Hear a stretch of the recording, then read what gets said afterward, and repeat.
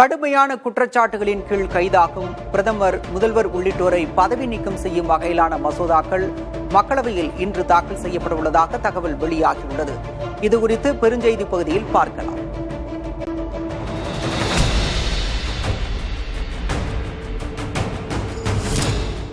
மத்திய உள்துறை அமைச்சர் அமித்ஷா 130வது அரசமைப்பு திருத்த மசோதா, யூனியன் பிரதேச அரசு சட்ட திருத்த மசோதா, ஜம்மு காஷ்மீர் மறுசீரமைப்பு திருத்த மசோதாக்களை தாக்கல் செய்ய உள்ளதாக தெரிகிறது.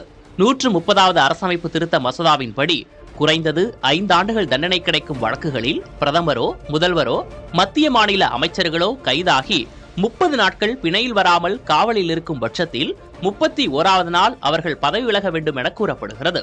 இல்லையெனில் அவர்களை குடியரசுத் தலைவரோ ஆளுநர்களோ பதவி நீக்கம் செய்யலாம். இதன்படி கைதாகும் நபர்கள் குற்றவாளி என நீதிமன்றம் தீர்ப்பளிக்காவிட்டாலும் அவர்கள் பதவியிலிருந்து நீக்கப்படுவார்கள் என்பது குறிப்பிடத்தக்கது. மத்திய அரசின் இந்த மசோதாக்களுக்கு எதிர்ப்புகள் கிளம்பியுள்ளன. மாநில முதல்வர் ஒருவர் பண மோசடி வழக்கில் அமலாக்கத்துறையால் கைது செய்யப்பட்டு 30 நாட்கள் பிணையில் வெளிவர இயலாவிட்டால் அவரது பதவி பறிபோகும் என கூறும் அரசியல் நோக்கர்கள் இது எதிர்க்கட்சிகளை முடக்கும் முயற்சி என தெரிவிக்கின்றனர். பிரதமர், மத்திய அமைச்சர்கள் ஆகியோரின் பதவிகளும் பறிபோக இம்மசோதா வழிவகை செய்தாலும் அவர்கள் முதலில் கைது செய்யப்படுவார்களா எனவும் கேள்வியை எழுப்புகின்றனர்.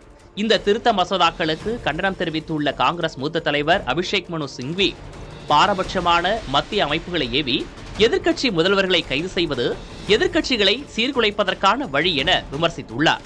அதேவேளையில் இந்த புதிய விதிகளை நடைமுறைக்கு கொண்டு வருவதற்காக 130வது அரசமைப்பு திருத்த மசோதாவை நிறைவேற்ற நாடாளுமன்றத்தின் இரு அவைகளிலும் 3/2 பங்கு பெரும்பான்மை தேவை.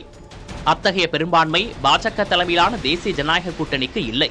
எனவே 3 திருத்த சட்ட மசோதாக்களும் ஆய்வுக்காக நாடாளுமன்ற நிலைக்குழுவிற்கு அனுப்பப்படும் என எதிர்பார்க்கப்படுகிறது.